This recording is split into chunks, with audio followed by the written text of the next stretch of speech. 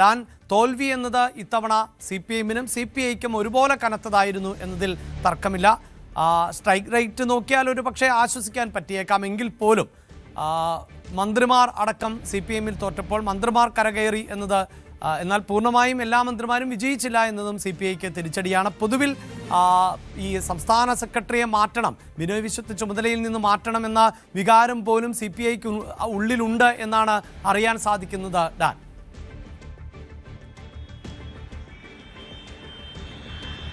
അഭിലാഷ്, ഭരണവിരുദ്ധ തരംഗമാണോ പിണറായി വിരുദ്ധ തരംഗമാണോ ഉണ്ടായത് എന്നതടക്കമുള്ള കാര്യങ്ങളിലേക്ക് ഈ ചർച്ചകൾ മാറുമെന്നാണ് മനസ്സിലാക്കാൻ കഴിയുന്നത്. അതേസമയം CPI-യുടെ ഭാഗത്ത് നിന്ന് അല്ലെങ്കിൽ പ്രതീക്ഷിച്ചത്ര നേട്ടമുണ്ടാക്കാൻ കഴിയാത്ത അല്ലെങ്കിൽ അപ്രതീക്ഷിതമായ ഒരു തോൽവിയിലേക്ക് പല സ്ഥാനാർത്ഥികളും പോകാനിടയായ സാഹചര്യം ഇഴകേറി തന്നെ പരിശോധിക്കും എന്നാണ് ബിനോയ് വിശ്വം അല്പസമയം മുമ്പ് മാധ്യമങ്ങളോട് പ്രതികരിച്ചത്.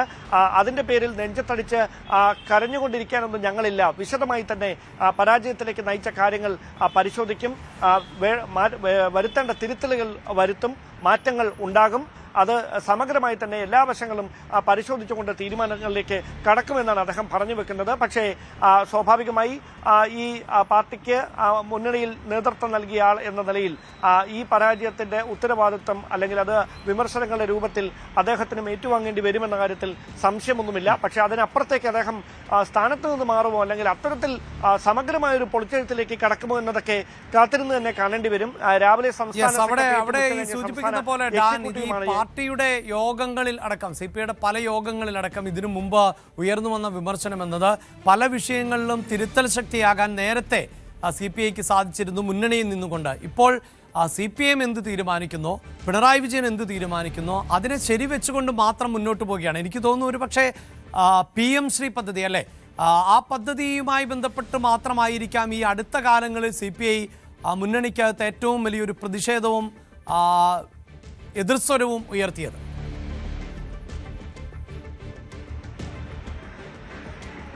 അതായത് CK ചന്ദ്രപ്പൻ്റെയൊക്കെ കാലഘട്ടത്തിന് ശേഷം കാനം രാജേന്ദ്രൻ പാർട്ടിയുടെ സെക്രട്ടറി പദവി ഏറ്റെടുത്തപ്പോൾ മുതൽ ആ നയങ്ങളിൽ ചില വ്യത്യാസങ്ങൾ വന്നിട്ടുണ്ട്. അല്ലെങ്കിൽ മുന്നണിക്കുള്ളിലെ തിരുത്തൽ ശക്തിയായി എത്ര കണ്ട് പൂർണ്ണമായി പ്രവർത്തിക്കാൻ കഴിഞ്ഞു CPI-ക്ക് എന്ന ഒരു ചോദ്യം പാർട്ടിക്കുള്ളിൽ നിന്ന് തന്നെ ഉയരുന്നുണ്ട്. അതുകൊണ്ട് തന്നെയാണ് ഈ ചർച്ചകളിൽ സമഗ്രമായി ഈ കാര്യങ്ങളെല്ലാം വിലയിരുത്തും, അത് വിമർശനാത്മകമായി തന്നെ ഇഴകീറിയെല്ലാം പരിശോധിക്കുമെന്ന നിലപാടിലേക്ക് എക്സിക്യൂട്ടീവ് കമ്മിറ്റി അംഗങ്ങൾ, സെക്രട്ടേറിയറ്റ് അംഗങ്ങളൊക്കെ എത്തുകയും ചെയ്യുന്ന ഒരു സാഹചര്യം ഉണ്ടായിരിക്കുന്നത്. അതുകൊണ്ട് തന്നെയാണ് ഒരു തലമുറ മാറ്റത്തിലേക്ക് ഈ പരാജയങ്ങൾ മുന്നണി പാർട്ടിയെ നയിക്കുമോ എന്നൊരു ചോദ്യം ഒരു വശത്ത് നിന്ന് ഉയരുകയും ചെയ്യുന്നത്. എന്തായാലും ബിനോയ് വിശ്വം അദ്ദേഹത്തിന് പറയാനുള്ള എല്ലാ കാര്യങ്ങളും സംസ്ഥാന സെക്രട്ടേറിയറ്റിലും എക്സിക്യൂട്ടീവിലും വിശദീകരിക്കും. പക്ഷേ അതിൽ മറ്റംഗങ്ങളുടെ ഭാഗത്തു നിന്നുണ്ടാകുന്ന പ്രതികരണമാണ് ഏറ്റവും ശ്രദ്ധേയമായിട്ടുള്ള കാര്യം. കാരണം ചില തരത്തിലുള്ള തിരിച്ചടികൾ ഉണ്ടാകുമെന്ന മുന്നറിയിപ്പ് നേരത്തെ തന്നെ ഉണ്ടായിട്ടും അത് വേണ്ടത്ര പ്രാധാന്യത്തോടെ പരിഗണിക്കാതെ സ്ഥാനാർത്ഥി നിർണ്ണയം നടത്തിയതടക്കം പാളിച്ചയായി മാറിയിട്ടുണ്ട്. കൊല്ലം ജില്ലയിലടക്കം അതിന്റെ പ്രതിഫലനങ്ങൾ ഉണ്ടായി എന്ന ഒരു വിലയിരുത്തലാണ് നേതൃത്വം പൊതുവെ ഉള്ളത് എന്നാണ് നമുക്കിപ്പോൾ മനസ്സിലാക്കാൻ കഴിയുന്നത്. എന്തായാലും സംസ്ഥാന എക്സിക്യൂട്ടീവിന് ശേഷം ഈ ചർച്ചകളിൽ ഉരുത്തിരിഞ്ഞ കാര്യങ്ങൾ എന്താണ്, ഏത് തരത്തിലുള്ള പൊളിച്ചെഴുത്തിനാണ് CPI തയ്യാറെടുക്കുന്നതെന്ന കാര്യങ്ങളിൽ വ്യക്തമായൊരു ധാരണയുണ്ടാകും. യെസ്, അതാണ് മന്ത്രിമാർക്കടക്കം വലിയ കനത്ത തിരിച്ചടി നേരിട്ട തെരഞ്ഞെടുപ്പ് ആയിരുന്നു എന്നതാണ് അവിടെ ഇതാ ബിനോയ് വിശ്വം പറയുന്നത്. പരാജയത്തിന് മറ്റൊരു പേരില്ല, അതിൻ്റെ പേരിൽ മാറത്തടിച്ച് നിലവിളിക്കില്ല എന്നും ആണ്. ഒപ്പം പരാജയം വിശദമായി പഠിക്കും, BJP-യുടെ വിജയം വലിയ വിപത്താണ് എന്നും ബിനോയ് വിശ്വം പറയുകയുമുണ്ടായി. പരാജയത്തിന് വേറൊരു പേരില്ല, പേരൊന്ന് മാത്രം, പരാജയം. അങ്ങനെ പരാജയം സംഭവിച്ചാൽ കമ്മ്യൂണിസ്റ്റ് പാർട്ടിയും ഇടതുപക്ഷവും അതോടെ കളവഴിഞ്ഞു പോകുന്നില്ല, മാറത്തടിച്ച് നിലവിളിക്കാനും പോകുന്നില്ല.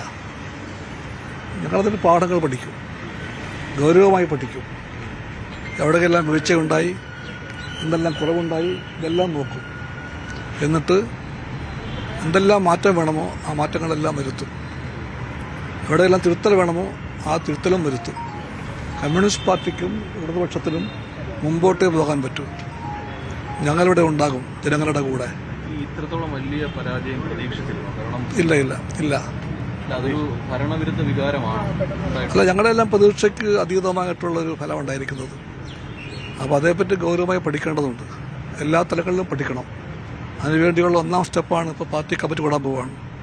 തുടർന്ന് എല്ലാ ജില്ലകളിലും പാർട്ടി കൂടും, എല്ലാ ജില്ലകളിലും പാർട്ടി വിലയിരുത്തും.